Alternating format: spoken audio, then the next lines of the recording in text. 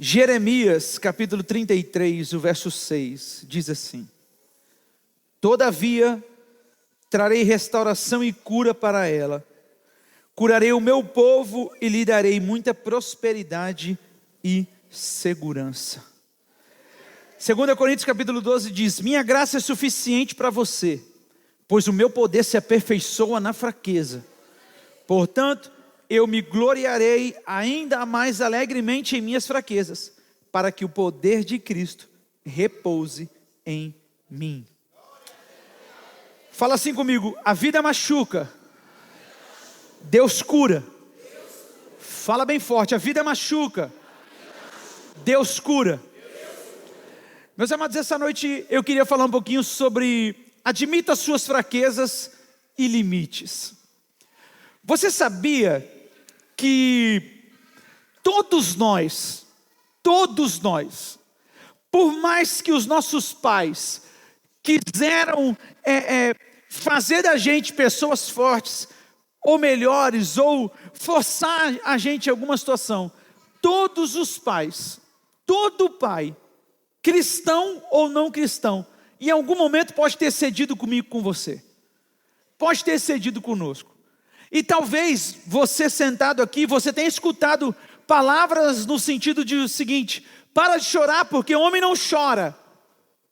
Talvez você, menina, escutou um outro tipo de repreensão que marcou você.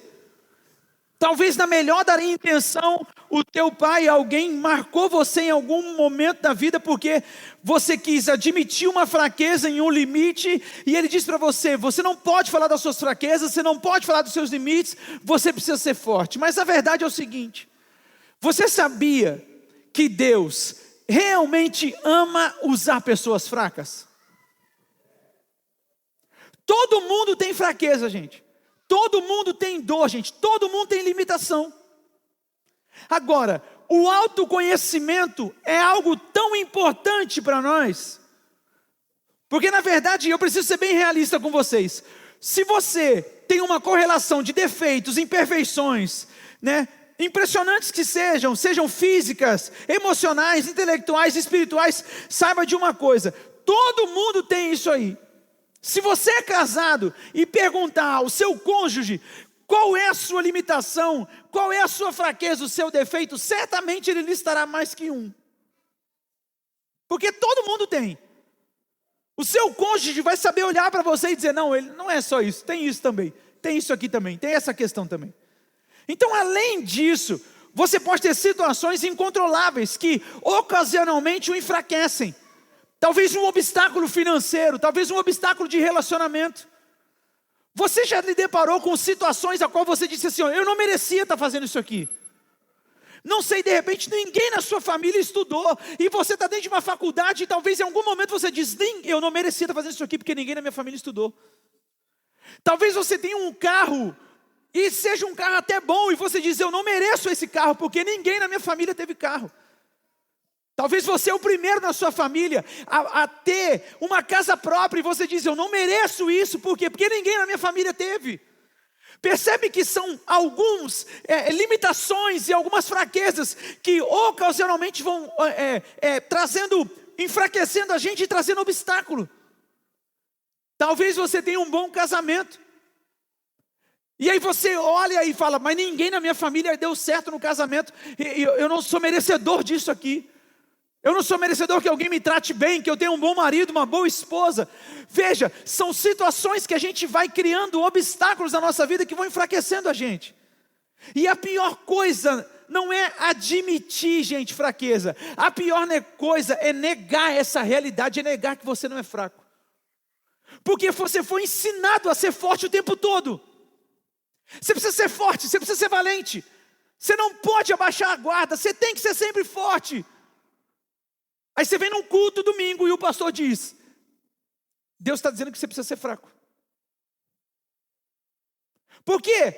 Se nós não tomarmos cuidado, a gente vai construindo muros com desculpas e acabamos escondendo a realidade que naturalmente nós nos tornamos refém dela.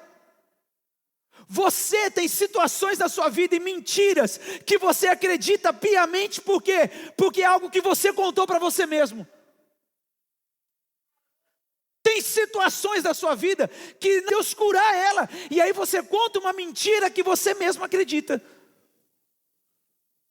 Acredite, Deus não pode usar as nossas desculpas para abençoar a nossa vida. Deus não usa as nossas desculpas para nos abençoar. Acredite em uma outra coisa. Deus tem uma perspectiva diferente sobre sua fraqueza. Deus não olha como você. Isaías 55, o texto bíblico diz assim, ó: assim como os céus são mais altos do que a terra, também os meus caminhos são mais altos do que os seus caminhos, e os meus pensamentos mais altos do que os seus pensamentos. Deus não vê como a gente. Deus não tem as emoções feridas. Deus não tem as emoções com traumas. Deus não tem síndrome do pânico. Deus não tem crise de ansiedade. Deus não tem depressão. Deus não fica chateado, irmão, porque um dia pela manhã nós acordamos e não falamos com Ele.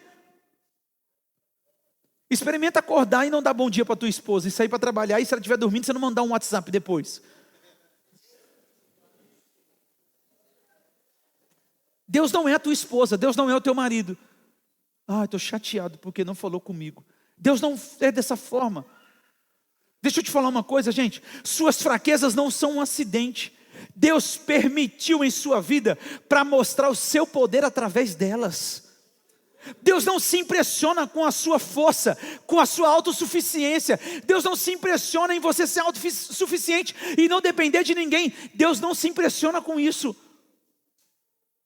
E você, como eu, talvez foi criado para dizer: não baixe a guarda, você não precisa de ninguém, vá em frente.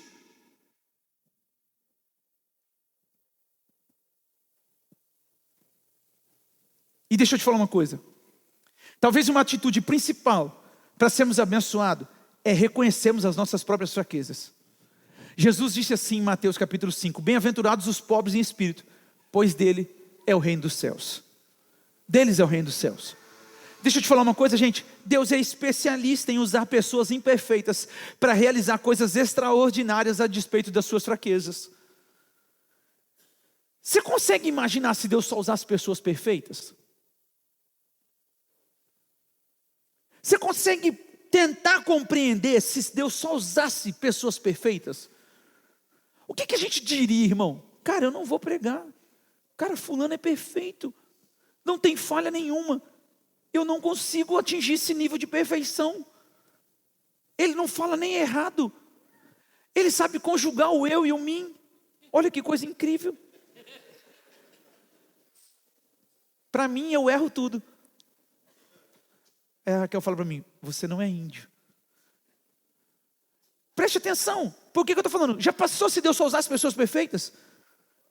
Deus fez isso, gente, para que a glória dele retornasse para ele mesmo. 2 Coríntios diz assim, ó: mas temos esse tesouro em vasos de barro, para mostrar que este poder que a tudo excede provém de Deus e não de nós. Deus falou o seguinte: vocês são vasos de barro, mas o meu espírito é um tesouro que está dentro de vocês, e esse poder não é seu, esse poder é meu. Então o meu poder se aperfeiçoa nas suas fraquezas.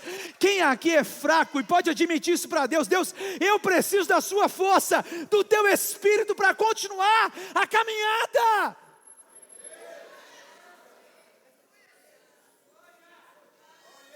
Paulo admitiu isso diante de uma multidão que idolatrava ele. Ele diz assim em Atos capítulo 14: homens, por que vocês estão fazendo isso? Ele começa perguntando: por que vocês estão fazendo isso? Nós também somos humanos como vocês.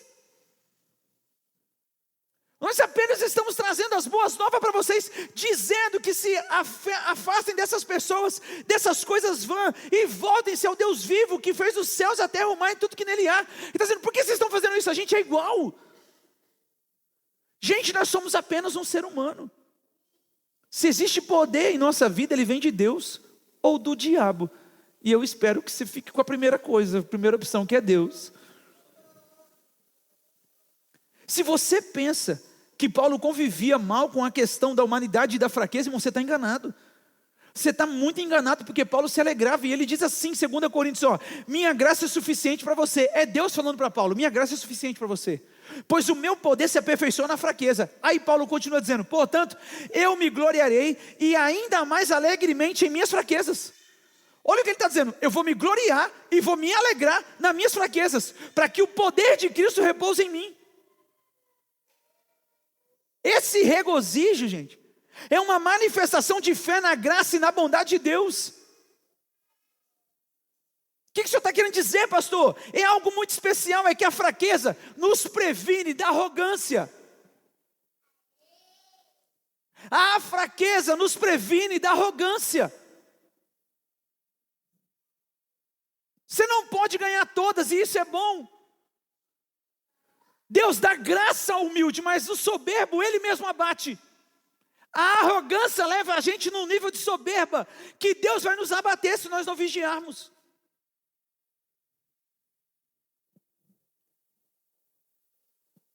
Lembram-se de Gideão? Deus fala para Gideão: Gideão, recruta um exército, Gideão. Gideão levanta 32 mil homens para combater os midianitas. Deus faz umas pegadinhas com Gideão, manda tomar água, manda fazer não sei o que, manda não sei o que lá. Irmão, de 32 mil cai para 300. Preste atenção, gente. A conta era o seguinte. A conta era basicamente um homem de Gideão para 450 homens do midianita. 1 para 450. E é nesse contexto que Gideão ganha. Por que ele está dizendo? É na fraqueza de vocês que eu vou operar um milagre, o restante é só história.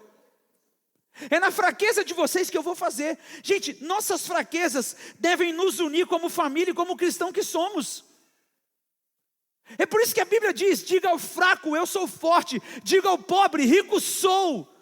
É por isso que as escrituras dizem isso. Vincent Havner, um pastor e escritor, ele diz o seguinte: os cristãos são como flocos de neve, isolados são frágeis, juntos interrompem o trânsito. Olha o poder que Deus tem na unidade. Pode ser que você sozinho seja fraco, mas junto a gente se torna forte. É isso que Vincent Havner está dizendo. A Bíblia é recheada de homens fracos. Você vai ver, e a Bíblia começa com Moisés. Gente, qual foi a fraqueza de Moisés? O temperamento. Deus fala com Moisés, explica para ele um monte de coisa. Gente, Moisés faz tudo aquilo. Moisés vê codornize cair para o povo comer.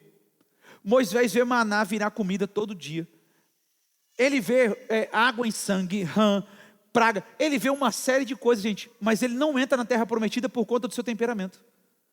Porque em um momento que o povo estava clamando com sede, Moisés, ao invés de falar o que Deus faz, Moisés pega o cajado e bate na rocha. E Deus fala para ele: por conta do teu temperamento, queridinho, você não vai entrar. Para você aprender. Você vai ver Gideão. Gideão estava malhando trigo no lagar. Quando o anjo aparece, ele fala: ô Senhor, a minha autoestima está tão baixa, tão baixa, tão baixa, que eu não sou ninguém. Ele fala: você é um varão valoroso e valente. O anjo fala para ele. Deus chega para Abraão e fala para Abraão: Abraão, pega as suas trouxas de roupa aí, pega a sua mulher, pega o que é teu e rapa fora dessa família. Abraão fala: Deus, peraí, para onde vamos? O que vamos fazer? Eu não tenho descendência, eu não tenho filho, Deus. Como é que você acha que Abraão não teve medo em momento nenhum? Davi, gente, Davi teve problema com sexo. Olhou Betseba da janela e desejou a mulher e fez uma série de coisas lá erradas que você fez. Aí você vê João, o apóstolo de Cristo, o filho do trovão, se tornou discípulo do amor. Creia no seguinte, gente: quanto mais você baixa a guarda, retira suas defesas, tira suas máscaras, mais Deus vai te usar no ministério. Então participe as suas fraquezas de forma honesta, com as pessoas certas, na hora certa. Gente, no início da nossa vida, no início da nossa caminhada cristã, eu e a Raquel, gente, assim que a gente se casou, a gente passou um problema tão sério numa igreja com um pastor. E a gente morava em Guarulhos, eu morava ali na Vila Fátima, do lado da igreja do Macedo, atrás da Levorim, do lado da igreja do Macedo. E aí um amigo nosso falou pra gente: vou levar vocês numa igreja. Irmão, ele pegou a gente ali na Vila Fátima, levou a gente numa igreja lá em Ermelim do Matarazzo. Irmão, como eu queria encontrar esse pastor lá de Ermelim do Matarazzo. Eu e a Raquel já pegamos o carro e fomos Ermelino do Matarazzo andar e falar, cara, a igreja era aqui essa igreja, era aqui. Procurar a igreja. Irmão, esse cara foi alguém honesto, que eu me abri na hora certa, com a pessoa certa. Ele curou a gente. Ele derramou tempo na gente, ele sentou a gente, falou, fala, e nós contamos para ele toda a história. Ele falou, eu passei a mesma coisa, Deus me curou e me deu uma igreja, eu me tornei pastor e não sei o que. Irmão, eu nunca mais vou me esquecer desse cara. Eu não lembro o nome dele, irmão. Já procurei, gente, igreja, procurei já em redes sociais, já procurei em muito lugar. E esse cara contou o testemunho dele, irmão. Hoje eu sou um pastor, por quê? Porque alguém me curou na hora certa.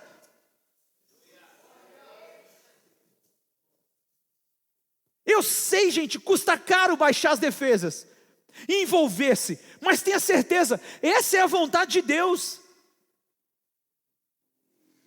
Pastor, eu fui rejeitado. A sua fé não foi rejeitada, Deus o acolheu. Paulo falou das suas fraquezas de uma maneira muito aberta em suas cartas. Não é possível que você não tenha coragem de deixar o Senhor tratar você. A vida já te machucou bastante, Deus quer te curar, mas você não permite a cura de Deus alcançar você. Tem dias que a gente sai da nossa casa e vem para o culto como espectador que somos, e não como alguém que veio fazer um culto, e permitir ser curado por Deus. Não é possível você entrar num ambiente de fé, num ambiente de oração, num ambiente de adoração, alguém que está vivo, sentado no trono, e você entrar com máscaras.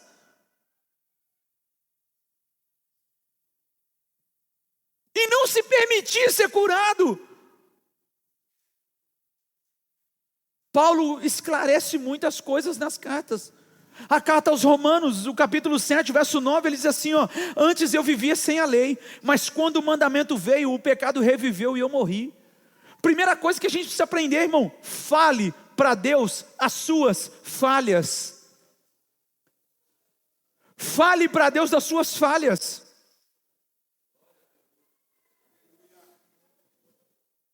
O que você confessa, Deus trata. O que você esconde, te aprisiona. Olha aqui para mim, gente. O que você confessa, Deus trata. O que você esconde, te aprisiona.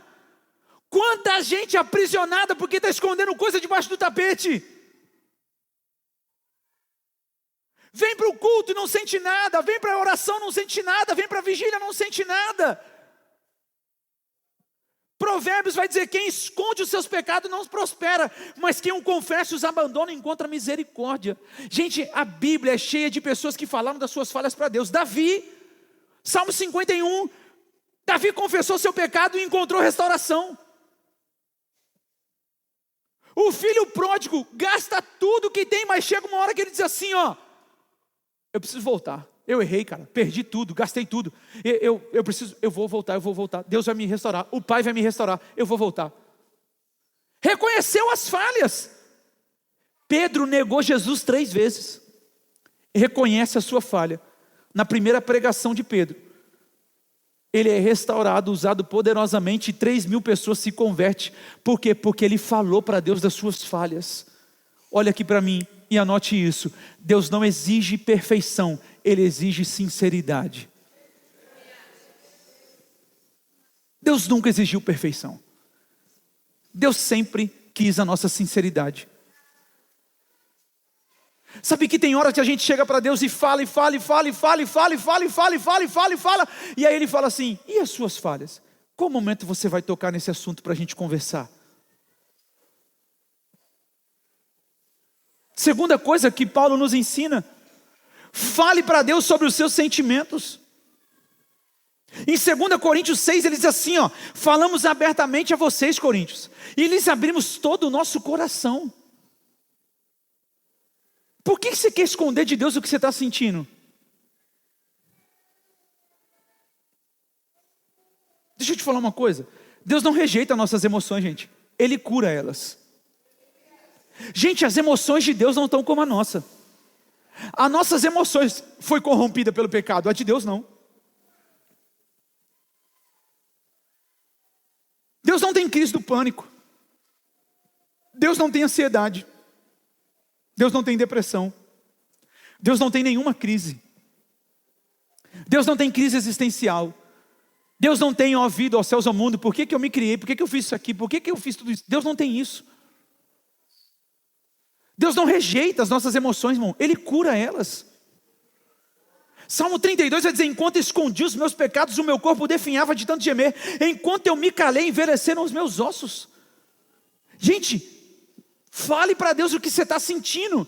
Pastor, tem na Bíblia gente que falou? Tem, gente. Ana, em 1 Samuel capítulo 1, Ana derrama a sua alma diante de Deus, ao ponto do sacerdote falar para ela: ê, minha filha, tomou muito vinho, hein? Tomou cachaça com força, hein?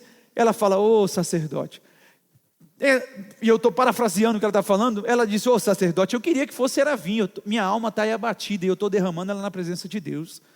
O sacerdote olha para ela e fala: então Deus fará, assim como você orou, e vai acontecer. Ana sai dali, engravida, e tem Samuel. A alma abatida, a alma com sentimentos. Se você vê o livro de Salmos, gente, você vai ver Davi triste, Davi com medo e Davi alegre. São expressões de emoções. Elias desafia 450 profetas de Baal e 400 de Acera, 850 profetas. Todo mundo é convertido a partir do que Elias faz. Só o Senhor é Deus. Os caras começam a gritar: só o Senhor é Deus. Elias sai dali e vai para uma caverna e se esconde em depressão. E aí, eu acho que Tiago, o livro de Tiago vai falar: Elias era sujeito como a gente, passou as mesmas coisas que a gente passou. Fale para Deus os seus sentimentos. Olha aqui para mim um pouquinho. O que você sente não assusta a Deus, gente. O seu silêncio é que adoece você. Você acha que você falar de um problema que está lá no fundo, que só você e Deus sabe, você acha que Deus vai dizer: eu jamais imaginava isso de você? Se você contar para algum amigo, para alguma amiga, talvez ela diga: eu nunca soube disso. Deus vai sentar, Guedes, vai te ouvir e vai te dizer: ainda bem que você falou. Porque quando ouço, eu aprendo. Quando eu falo, eu sou curado. Terceira coisa, fale para Deus das suas frustrações. Gente, Paulo falou da frustração. Que frustração, pastor? 2 Coríntios capítulo 1. Irmãos, não queremos que vocês desconheçam as tribulações que sofremos na província da Ásia, as quais foram muito além da capacidade de suportar, ao ponto de perdermos a esperança da própria vida.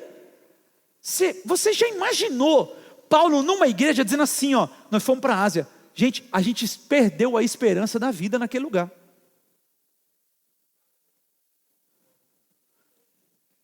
Paulo está falando de frustração. O que é frustração, pastor? No simples e muito rápido para que você entenda. Frustração é você colocar expectativa demais em alguma coisa, em alguém, em alguma situação. Não dá certo, você se frustra. Paulo está dizendo o quê? Eu cheguei ao ponto de perder a esperança da vida. Mas você vai encontrar nas escrituras muitos homens que perderam a esperança, mas não perderam a fé. Ei, pode até tocar na sua esperança, mas não deixe a sua fé ser abalada. A sua fé precisa estar firmada em Cristo, na rocha da nossa salvação. Então fale para Ele das suas frustrações. Diga para Ele: Deus, eu estou frustrado. Deus, eu estou sem esperança. Eu estou chateado. Provérbios 12 vai dizer assim: ó, o coração ansioso deprime o homem, mas uma palavra bondosa o anima. Romanos 7,19 diz: pois o que eu faço não é bom o que desejo, não é bem o que eu desejo, mas o mal que eu não quero fazer, esse eu continuo fazendo. Você olha para a Bíblia, o livro de Jó. Gente, olha o que esse cara passou. Jó expressa sua dor, Jó sofre, mas ele permanece firme. Tem um texto, um versículo no livro de Jó que ele diz assim, ó: por fim, o meu Salvador se levantará e colocará tudo no lugar. Eu estou parafraseando o texto, que eu não me lembro do texto em si, mas ele diz: ele vai se levantar e vai corrigir tudo isso aqui, vai resolver tudo. Jó fala para o Senhor das suas frustrações. Ele fala: Deus, um dia eu estava bem, outro dia eu perdi filho, casa, animal, perdi tudo, mas eu não perdi o Senhor. Jeremias lamentou. Jeremias é reconhecido como profeta chorão. Gente, o cara foi jogado num poço de fezes. O poço que Jeremias cita e que ele foi lançado era como se fosse aqueles que usavam em sítio antigamente, onde as pessoas colocavam para ir lá usar o banheiro. Na fossa, o poço lá é comparado a uma fossa. Ele foi jogado numa fossa, usa a expressão na lama, mas é fezes até o pescoço. Mas continua fiel ao que o Senhor falou para ele. Abacuque passa o que passa, e ele encerra o capítulo 3 dizendo o seguinte: ainda que a figueira não floresça, ainda que o fruto da oliveira minta, que não haja animais nos currais, todavia eu me alegrarei e me exultarei no Deus da minha salvação. Sabe o que é? Foi pessoas que souberam falar para Deus das suas frustrações. Então, pastor, o que a gente aprende? Que frustração não é o fim, é o lugar onde Deus redefine sua fé. É o lugar onde Deus corrige tua rota e fala: vai para cá agora. Quarta coisa, fale para Deus dos seus medos. 1 Coríntios capítulo 2, e foi com fraqueza, temor e com muito tremor que estive entre vocês. 1 João 4, a parte B do verso 18 vai dizer: porque o medo supõe castigo. Gente, coragem não é ausência de medo, é confiar mesmo com medo. Moisés teve medo de enfrentar Faraó, mas Deus levantou ele mesmo assim. Como eu disse para vocês, Gideão se achava incapaz, e Deus olha para Gideão e fala para ele: cara, você é valente, você é um varão valoroso, valente. Josué recebeu uma ordem: ei Josué, não temas, seja forte e corajoso, não temas. Gente, você vê 3 ou 4 vezes Deus falando para Josué: não temas, cara, não, seja forte, não temas, não temas. Deixa eu te falar uma coisa: Deus não te chama porque você é corajoso, Ele te faz corajoso porque te chamou. Ele te faz corajoso porque chamou você. Deus não se impressiona com a nossa coragem, irmão. Pelo contrário, Ele fala: eu te chamei, então agora porque eu te chamei, você será corajoso.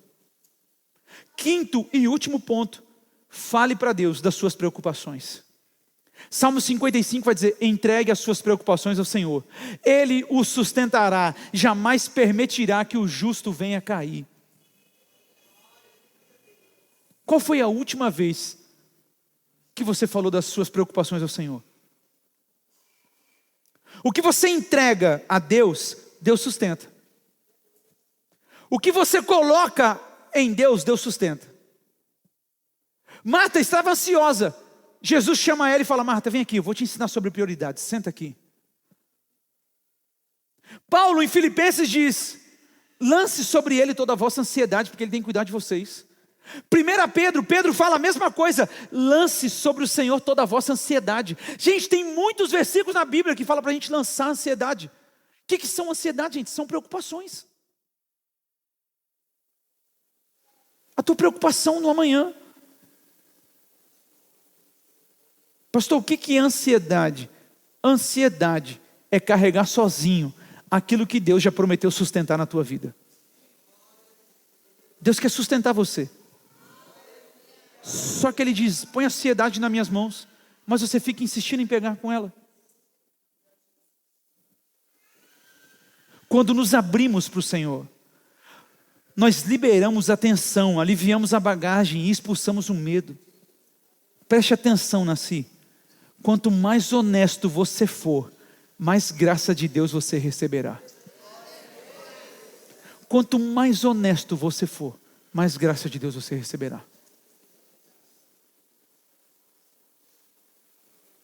Eu concluo dizendo o seguinte: por que você não aceita buscar ajuda para Deus te curar? Por que você não aceita? Por que você quer mostrar uma força aqui que você não tem? A igreja oferece o 30 semanas. O 30 semanas é um programa que te auxilia a buscar a cura em Deus. Mas você diz assim, ó, é sério, pastor, que eu vou ter que ficar vindo aqui 30 semanas? Deixa eu te falar, é sério que você tem 30 anos com essa dor e não tem coragem de vir 30 semanas aqui para curar essa dor? Percebe que são prioridades que a gente não dá? Tudo aquilo que você não pode falar, irmão, já te dominou e você não tem controle sobre ela. O pastor Cláudio do 30 semanas que diz isso. A igreja tem curso de casais. Seu casamento está à beira da falência e você não tem coragem de fazer o curso de casais. Você está com as emoções baleadas, você está a ponto de desistir de tudo e não tem coragem de falar, eu vou aí, 30 segunda-feira, 30 semanas eu vou aí, eu vou me permitir ser curado. Você não tem coragem de investir no seu casamento. Tem uma vida vitoriosa.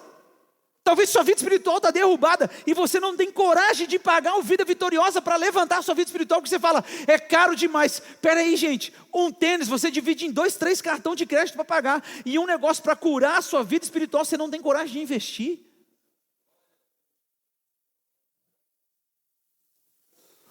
Engraçado. Deixa eu falar umas coisas aqui. Sabe o que é engraçado? Que no 30 semanas, no curso de casais, no Vida Vitoriosa, a gente vai lá ministrar, a gente expõe nossa dor, nossa fraqueza, o que a gente passou. Aí você, bonitinho de Jesus, bonitinha de Jesus, não tem coragem de se expor? Você vai lá no 30 semanas, toda semana tem alguém lá ministrando e falando, eu venci isso, sou um filho amado de Deus, vencendo a orfandade e rejeição, eu sou fulano, eu venci isso aqui. Aí você não quer se expor, seu casamento está à beira de acabar tudo, você não tem coragem de sentar num curso de casais e falar, eu vou aprender sobre casamento.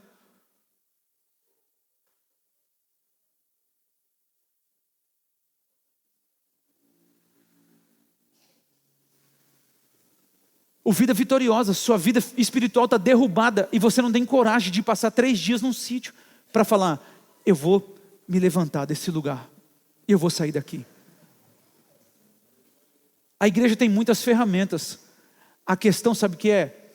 A gente prefere arrumar um culpado do que buscar cura. Sabe qual é o nosso problema, Nancy? A gente prefere arrumar um culpado, a gente prefere postergar, a gente prefere empurrar o problema do que a gente admitir e falar, eu preciso buscar cura em Deus na minha vida, eu vou enfrentar isso aqui. A gente prefere achar alguém culpado. Ah, pastor, porque eu passei na mão de um pastor, um líder me ofendeu, não sei o que aconteceu. Pastor, hoje eu não tenho facilidade de falar para ninguém, pastor, porque eu sofri demais na mão de alguém. A gente se expõe, mas você não tem coragem de se curar?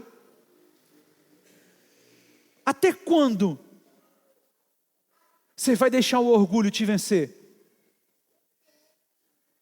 Até quando você vai deixar o medo vencer você? Até quando essa mentira que você está contando para você há anos vai ser mais forte do que o poder de Deus que quer se manifestar na sua fraqueza? Percebe que você já contou tanto essa mentira que você mesmo acredita nela. Não, a minha família é assim, eu cresci num lar assim, desse jeito assim, e não tem cura para mim, não tem restauração para mim. Deus não pode, a vida me machucou tanto, Deus não se importa com a minha dor, Deus não vai me curar. É sério? Eu tenho 12 anos de pastoreio. 2014 para 2026, tenho 12 anos de pastoreio. Nunca,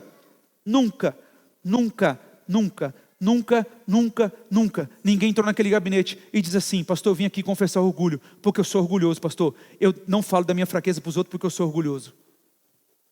Sabe por que você não quer falar das suas fraquezas? Porque você é orgulhoso, você é orgulhosa, você se acha melhor que os outros. Tem gente sentada aqui que ele fala assim, se fosse eu no louvor, o louvor estava melhor.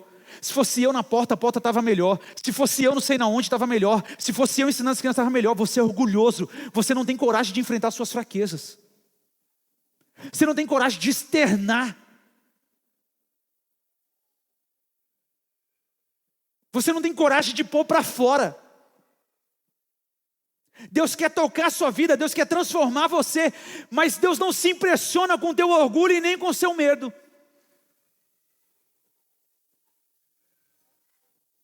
Vou contar uma história para vocês, bíblica. Jacó foi um homem manipulador, passou uma vida conspirando e fugindo das consequências. Certa noite ele decide voltar para tentar resolver os B.O. da vida dele, e aí no Val de Jaboque um anjo se encontra com ele, e aí ele começa a lutar com esse anjo. E ele diz assim, eu não vou te largar enquanto você não me abençoar. O anjo vai e toca na coxa dele. A coxa são os músculos mais fortes que a gente tem no corpo, gente. Os músculos mais fortes que a gente tem no corpo são os músculos da coxa. É eles que sustentam a gente na velhice para que a gente continue andando. O anjo toca na coxa de Jacó. O que significa fazer isso? Deus tocou na força de Jacó, o músculo da coxa, para dizer para ele o seguinte: eu estou transformando em fraqueza, para você saber que você nunca mais vai fugir. Eu estou tocando na sua força para você aprender a depender de mim para sempre. Ei, Nasci, se você quer que Deus te abençoe, você precisa estar disposto a mancar para o resto da vida. Deus quer tocar em nós aqui hoje. Agora você precisa se permitir ser tocado.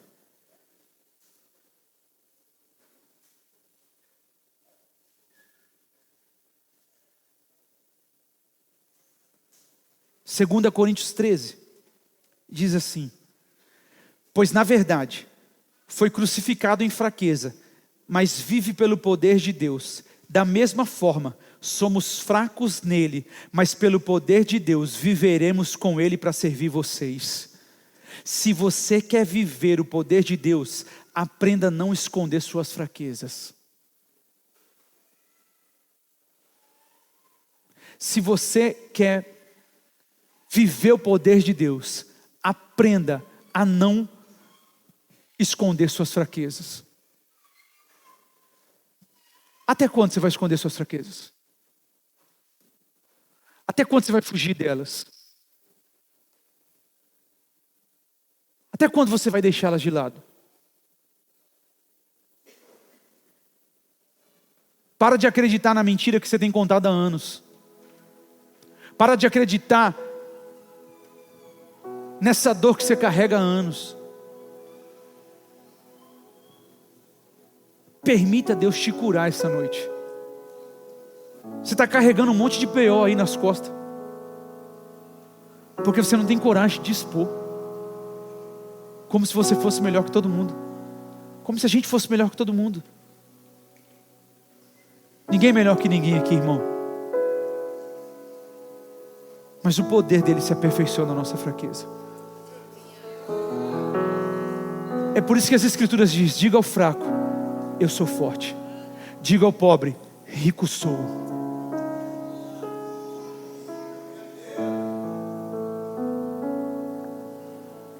Ei, comece a enfrentar você mesmo, porque nem você está acreditando mais nas mentiras que você está contando. Eu queria que você, sentado, curvasse sua cabeça e fechasse seus olhos.